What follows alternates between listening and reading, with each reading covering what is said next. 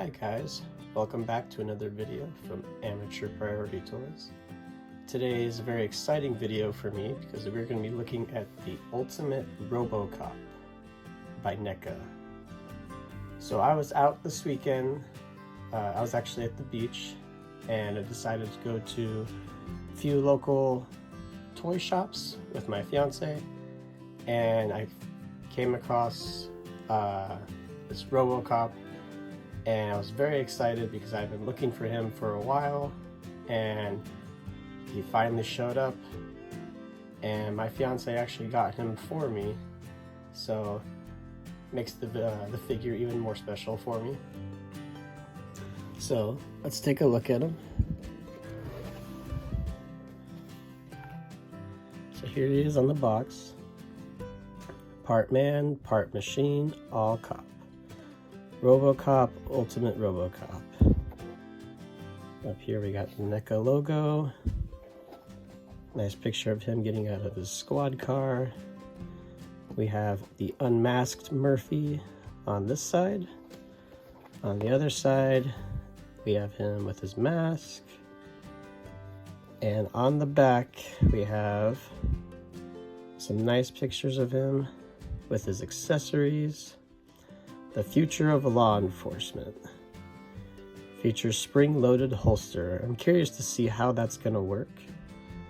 And up here, here's the price that we paid for it, $40. Not too bad. Unfortunately, that's just where the NECA prices seem to be going at this point. So is he worth $40? Well, we're gonna find that out in a minute. Let's take a look at his window box. So there he is. You can see we got his gun, his little spear weapon, some blast effects, a rifle, and his unmasked head. And over here we got a nice picture of him with a street diorama in the background. So very excited for this figure. I can't wait to get him out of the box. So let's not waste any more time, and let's take a look at Officer Murphy. Okay, so here he is out of the box with all of his accessories. Let's take a look at our RoboCop. Let's get my camera to focus on him. There we go. So as you can see, he's got this really nice kind of paint that is like a metallic silver, and it's got these little patches of like purple and like some light blues, and I'm very curious to what they used for this paint job, because it only shows up under certain lighting, certain angles. It is pretty realistic, and I'm kind of impressed.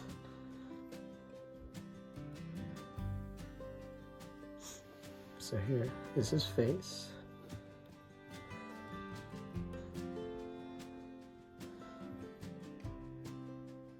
It looks really good. So, fresh out of the box, I'm looking at him, and I cannot get his wrists to rotate. They're like really stuck, and I'm not sure why they're so stuck. I've never had a figure this stiff. I can't move anything. Yeah, I'm gonna have to stick him in some hot water just to get his wrist to move.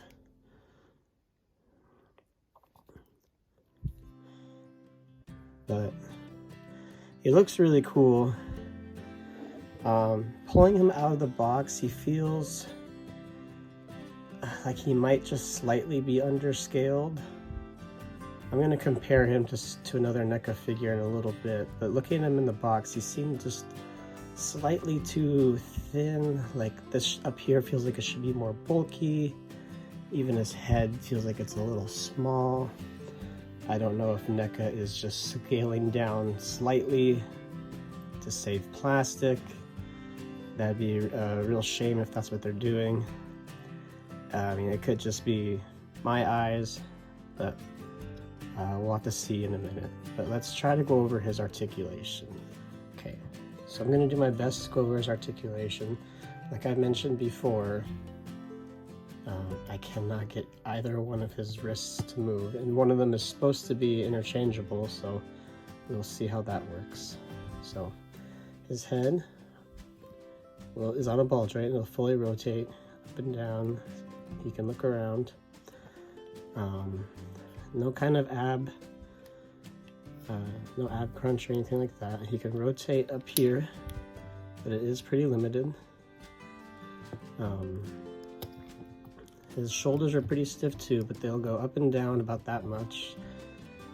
It is a little limited, but I mean, that's to be expected to get him, you know, looking very accurate.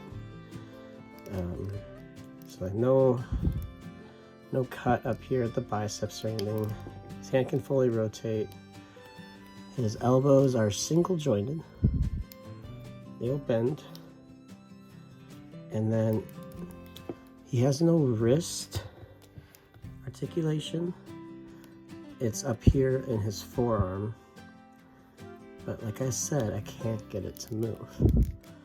So I will attempt to remove the other one. I mean, and see how that is. That's his right hand, so that'll be this one. But I'm looking at this one, I'm trying to tell if it even is supposed to move. But let's keep going, and I'll take a look at his box. So he's got some rotation down here at his waist. His legs can rotate, but they are cut kind of weird for the armor. They don't really go out, they can go in just slightly. Over here is the spring-loaded holster. I haven't even attempted to push that yet. We'll do that in a minute. And then he's got single-jointed knees. They're kind of like ratcheted. So, and then he's got, looks like a ball-jointed. Oh no, maybe not ball-jointed. I'm sorry. So his feet will not go side to side. They will not rotate. They only go up and down. But I'm looking at it, and that's going to be because of this part back here. So that makes sense. I'm not gonna dock them for that. They are clearly going for more accuracy to the movie over posability, which is fine by me. I think he looks really good. Okay, so let's attempt the spring-loaded holster. So it looks like this is the button right here. So just going to lift it up. Okay, something just fell. So let's do that one more time. So you see, this is how it opens. You just push those in together. It's actually really cool. You're gonna lift this up. Oop. There you go.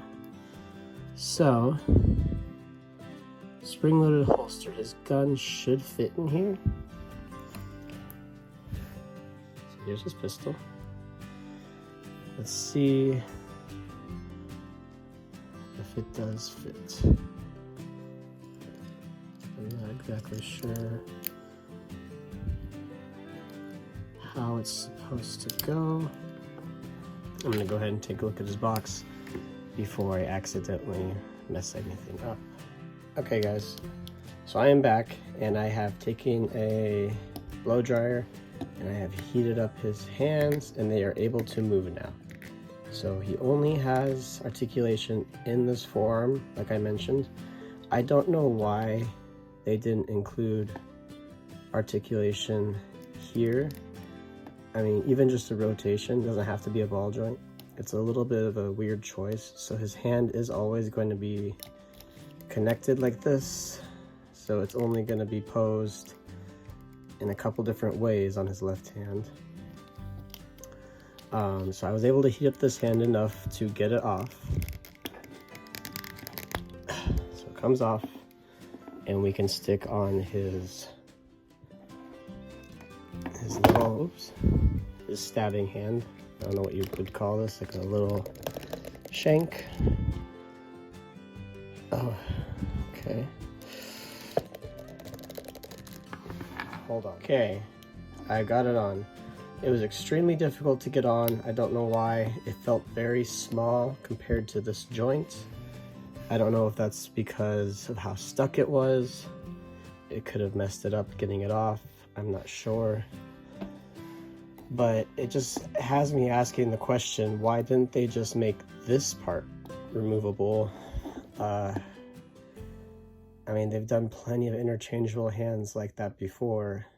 It's just a little bit of an odd choice to me. So yeah, I'm not quite sure why they did that, but they did, and now it's on. It'll rotate, and it'll come off, but it is extremely difficult. It actually wasn't too bad. It was very difficult getting it on. Okay, this one goes on a little easier now. Okay, now we need to talk about his gun. So first, let's just take a closer look at the gun. I haven't really shown it off. It is just one all black piece. This piece looks silver in the camera. It is not. It is just black. It also feels very like thin if you look at it right here. Like, it doesn't feel like the kind of guns that NECA has given us. I mean, NECA usually gives us pretty detailed accessories. This to me feels lacking. Feels thin, cheaply painted. Yeah, kind of mixed on this. Okay, let's take a look at his rifle now.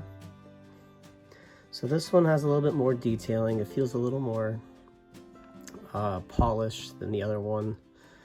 It does not have much detail in paint though, like the other one. There's no silver accents.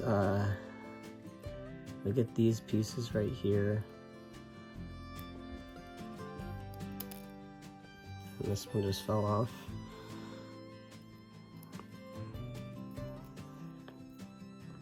But yeah, it is all just a flat black. Not very impressive. There's a slight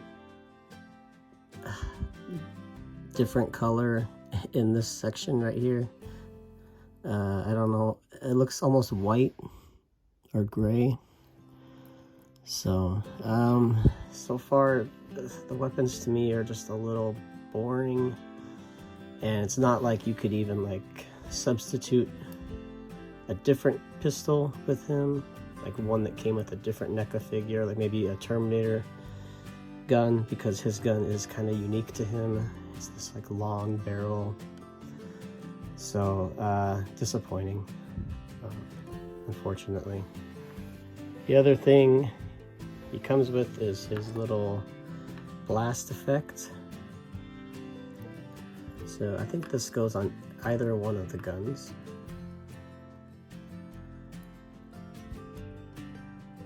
Oh, maybe not. Okay, nope. It does not want to fit onto the rifle. So it will only fit onto the pistol. So here it is. I think it looks okay. So it's got some like white marks in here for the cloudy effect. It's not too bad. So let's put it in his hand. I haven't even tried putting these guns in his hand yet. So let's bend his arm up.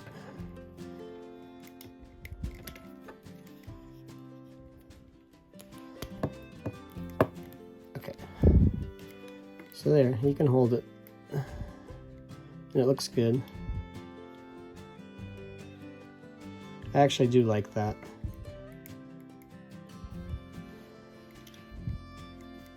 So let's get him holding his rifle.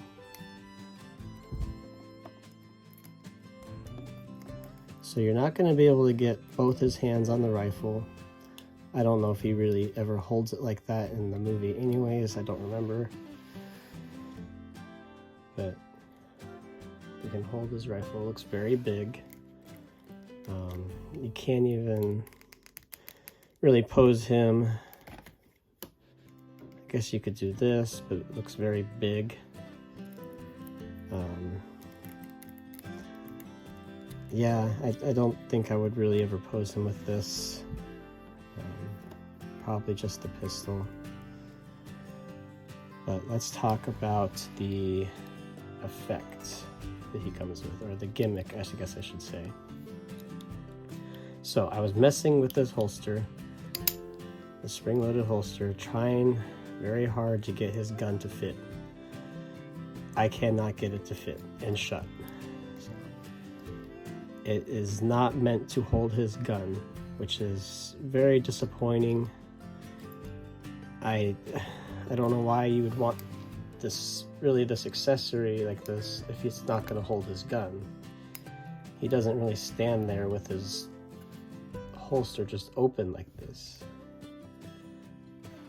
You'd want the gun sitting in there, but you can kind of shove the gun in there like that. I've tried wedging it in there different ways and shutting it, and this part actually popped off. It took me a minute to get it back on. So it's just weird that they would invest in this effect and not have it hold his gun. I mean, oh, see, now it wants to come off every time I close it. So that's very disappointing. I'm kind of getting more and more frustrated with this figure the more I mess with it. So let's just go ahead and switch his head for now. I will fix this in a minute off camera because it's gonna take quite a bit of maneuvering. But as you can see, you know, I would just be extra careful. Don't even bother putting the gun in there. Just don't even do it. It won't hold it. It's just gonna mess up your figure. So, okay. Let's take a look at his head.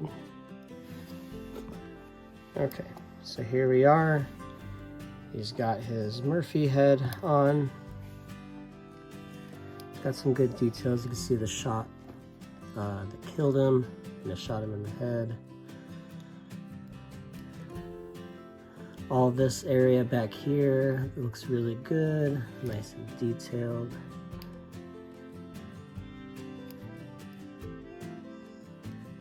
You can see more of that kind of paint effect I mentioned earlier. Definitely the best part of this figure so far. Okay, so a bit of a controversial figure in my opinion. He's got some very good things about him, and he's got some kind of negative things about him. So let's go over it. Let's start out positive. So number one, the paint job. Paint job looks absolutely awesome. The way they're able to get this chrome with this like nice pink / blue effect across it, it's actually really nice. I don't know if the camera is picking it up or doing it justice, but it is a very nice effect that I don't think I've ever seen on any of my other figures. So also in the positive category, I think the separate head looks really nice. His Murphy head, it's very nicely detailed. His eyes look good, they don't look crossed. All these little mechanics back here are nicely painted and detailed. So that looks good.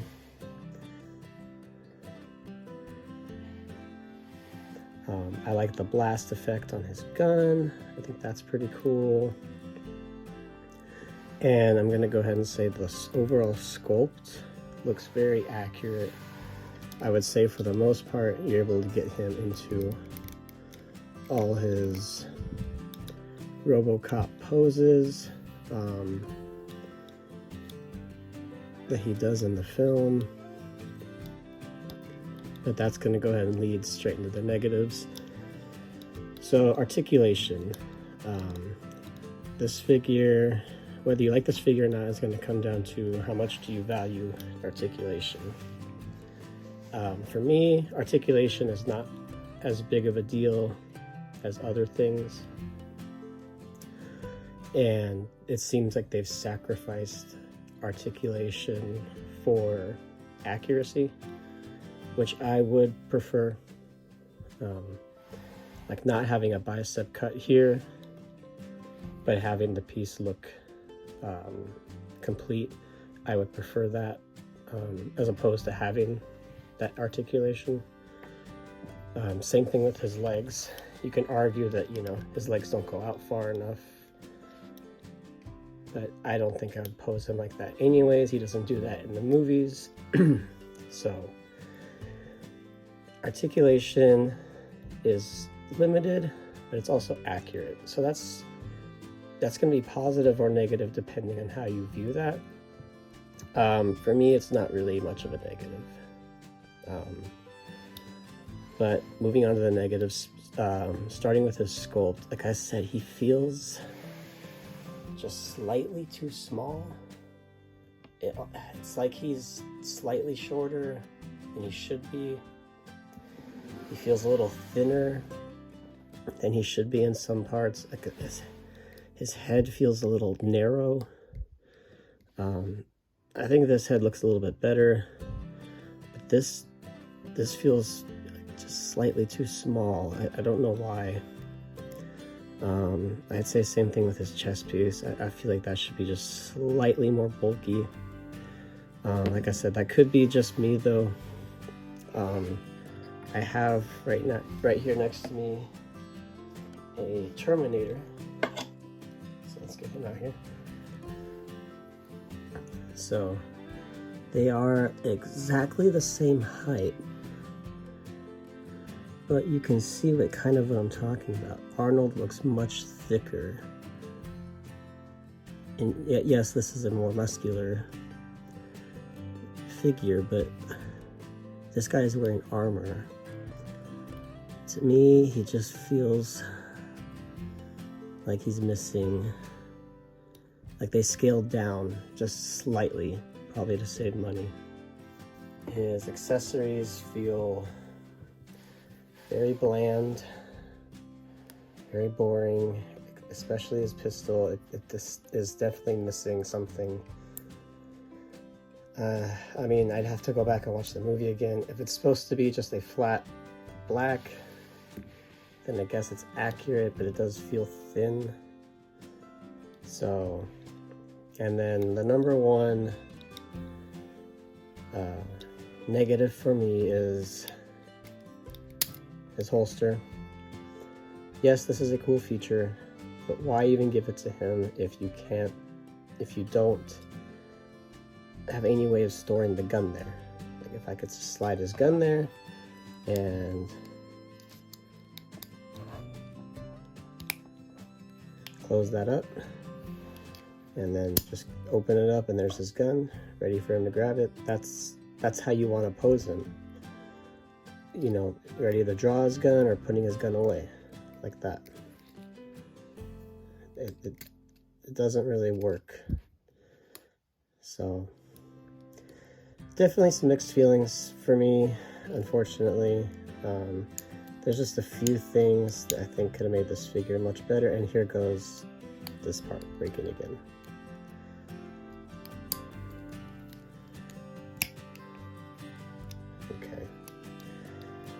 Yeah, so there's a few things holding him back. I will say I love the paint, I love the sculpt. Even if it does feel slightly too small, I do like it a lot. The store I was at also had the RoboCop, I believe it's RoboCop 2, the battle damaged RoboCop with the chair. I was tempted to get that too, but if the figure is exactly the same as this, I may not. I have to see if they improved on anything for that one. So anyways, guys, that's my review for RoboCop. I still am happy to have this figure. I still like it a lot. I just feel like they either sacrificed some things for this little gimmick, or they decided just to scale down slightly to save plastic, save paint, save whatever, and just those few little things kind of bring him down for me. So let me know what you guys think. If you have this figure, what do you think of it? I feel like this is going to be kind of a controversial figure for them because of the articulation.